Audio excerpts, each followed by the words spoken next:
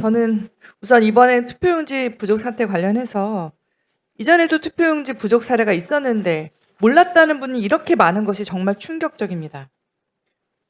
이제 위철한 상임위원님 몰랐다 하셨고요. 노태학 선관위원장님 몰랐다 하셨고, 허철한 사무총장님 몰랐다고 하셨고, 업무보고한 강동원 사무차장님도 전혀 몰랐다고 하셨죠. 맞습니까? 그리고 여기 계신 증인 나오신 분들 중에 과거에 투표용지 부족했던 사례 아시는 분 계십니까? 손 들어 보십시오. 여기 계신 분 아무도 모르셨습니까? 2022년 지방선거, 2024년 총선, 2025년 대선에도 무변의 투표용지가 긴급 송부되고 실제 사용된 사례가 있을 만큼 지금 투표용지 부족이 있었는데 전혀 모르셨습니까? 노태학 선관위원장께 질의하겠습니다. 중앙선관위는 이런 부족 사례를 겪고도 하한을 50%로 낮췄습니다. 저는 이 지점이 이번 사태의 출발점이라고 생각이 되는데요. 중앙선관위가 이제 이번에 최소 3년 가까이 투표용지 축소 논의를 이제 진행을 했던 게 이번에 드러났는데 단 한 번이라도 투표용지가 부족할 수 있다, 본투표 쏠림 지역은 위험하다, 참정권 침해 우려가 있다라는 반대 의견이나 제동 의견이 공식적으로 있었습니까? 없었던 것 같습니다. 위철한 상임위원께 묻겠습니다. 지금 저희가 제일 먼저 나온 자료를 보면 두 번째 자료죠. 2022년 거 외에는 2025년 9월 절차 사무 개선 TF 자료가 있습니다. 거기에 보면 투표용지를 축소하는 근거를 둔 표본이 나옵니다. 근거로 전북 순창군 사례를 들었고요. 또 효과의 부분에서는 8회 지방선거 전남, 2025년 재보궐선거에 대해서는 전남 담양군을 기준으로 들어서 전북 전남을 기준으로 사례를 제시했습니다. 문제는 이 자료가 어디서 투표용지가 부족할 수 있는가 검토한 자료라고 보기엔 어렵고, 투표용지를 줄이면 얼마나 예산이 남고 얼마나 아낄 수 있는지 보이는 자료에 가깝다고밖에 볼 수가 없는데요. 이 자료 TF 누가 작성했습니까? 이철환 대행님. 제가 들어오기 전이어가지고요. 아시면 되시. 이 표본을 선택한 작성자가 책임자 누군지 이런 거 밝히라고 지금 대행께서 남아 계신다는 거 아닌데 제대로 안 되고 있는 거 아니겠습니까? 그리고 또 묻고 싶은 부분이 왜 송파, 강남, 강진처럼 이번에 본투표 쏠릴 위험이 큰 지역이 아니라 이렇게 낮은 투표 수요가 낮게 보일 수 있는 지역을 기준으로 삼았는지 굉장히 의아한데요. 그러면 송파, 강남, 광진 같은 그런 투표용지 부족 위험 지역을 기준으로 투표용지 부족 가능성 계산한 시뮬레이션 자료 있습니까? 지금 저는 그거는 알지는 못합니다. 이렇게 이런 부분이 없다고 하면 중앙선관위가 50% 축소라는 결론을 미리 정해두고 유리한 포본으로 축소 명분을 만든 거라는 그런 의혹을 불식시킬 수 없다고 생각을 하고요. 이런 자료를 바로 제출해 주시기 바랍니다. 또 질의하겠습니다. 또 정결 문제 질의하겠는데요. 지금 2025년 12월 10일 날 지침에 대해서 허추론 사무총장 전결로 또 이 반영한 편남은 윤재수 선거정책실장 전결로 처리된 거 맞죠? 예. 물론 위임 정결 구성상 이런 부분 정결할 수 있다는 건 알고 있습니다만 결국 이런 투표용지 인쇄 매수의 기준이 정말 참정권 핵심 기준이라고 볼 수밖에 없는 그런 부분 아니겠습니까? 위철한 대행께서는 이 사안도 중앙위원회 의결사항이 아니라고 보십니까?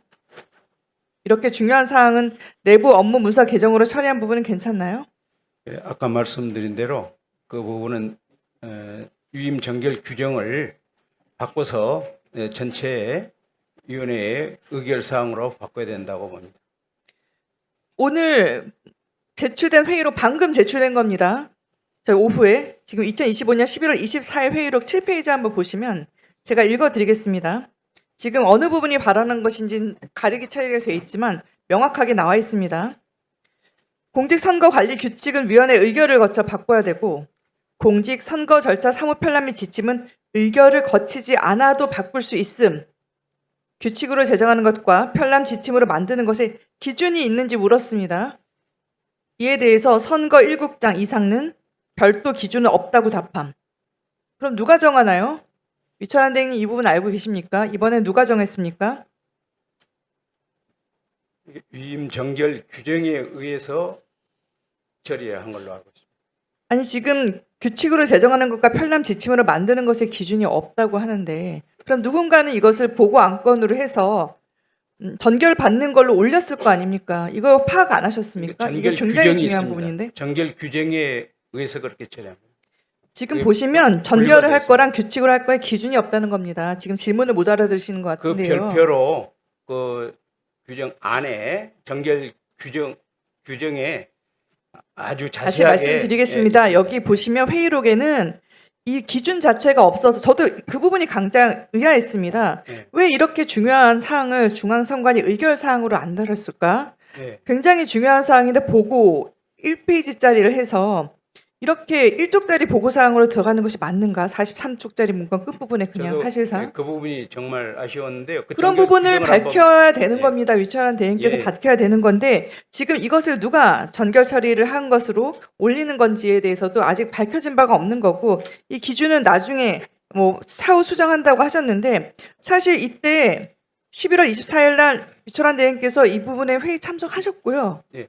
이때 보고사항 있었는데도 이게 누군가가 궁금해서 물어본 거 아닙니까? 예. 그런데도 이걸 확인도 안 하시고 그대로 넘어간 겁니다. 이거는. 굉장히 국민의 분노가 있을 수밖에 없는 부분이라고 보입니다. 이렇게 표본도 제대로 되지 않고 또 전결 결정도 누가 했는지 밝혀지지 않고 이런 사안에서 국민적 의혹에 가실 수 있겠습니까?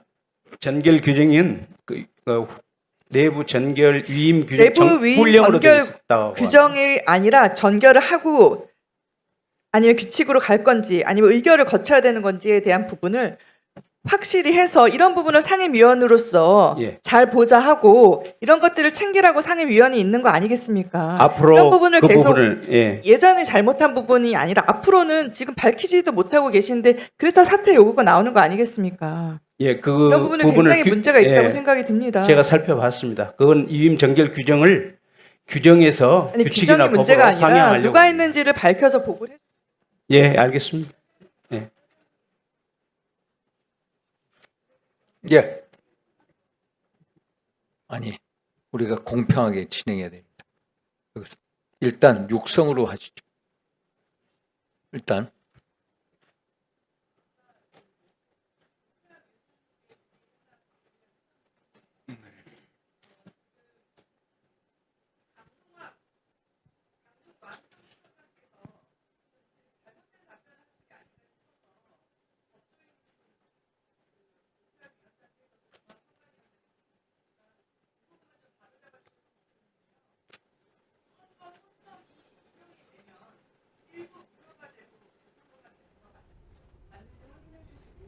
왜냐면 아까 강동원 사무처장은 마치 인용이 되는 게 전혀 없이 법원에서 결정하는 것처럼 얘기했는데 선거 소청 자체는 선관위가 이 부분에 대해서 판단을 하고 그 다음에 일부 무효를 할 수 있는 것이라고 보이는데 법원의 부분을 계속 강조를 하셨거든요. 이걸 법적인 오류가 있는 답변인 부분은 법조인께서 답변을 해주시면 그 선거에 이의가 있으면 아마 행정심판 전치주의와 같은 방법으로 그렇게 아마 내부의 심사를 거치도록 돼 있는데 그 부분에서 저희가 지금까지 아마 행정 전치주의 단계에서 아마 받아들인 예가 없기 때문에 아마 저희들이 아마 그 확실하게 아마 잘 모르고 있는 것 같고 한번 파악을 해서 바로 보고를 해드릴게요.